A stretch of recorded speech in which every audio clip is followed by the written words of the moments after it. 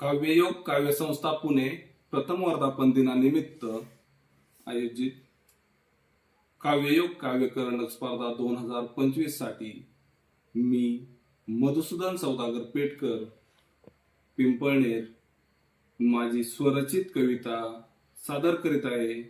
कवितेचं नाव आहे छावा। स्वराज्य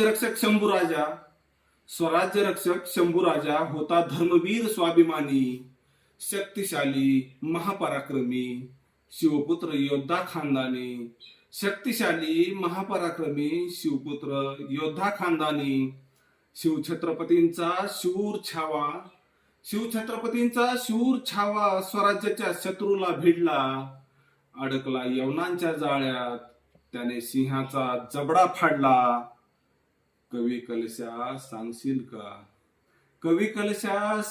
का किती झाले राजांवर वार? कवी कलशा सांगशील का किती झाले राजांवर वार? जखमांना मीठ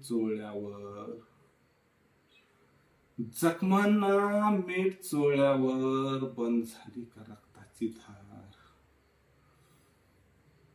हाल करून काढले डोळे,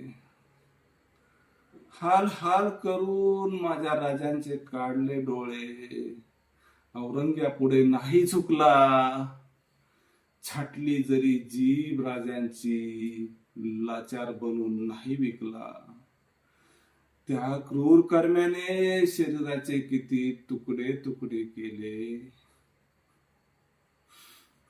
त्या क्रूर कर्म्याने शरीराचे किती तुकडे तुकडे केले। किती वेदना सोसल्या राजे, मृत्यूच्याही डोळ्यात पाणी आले।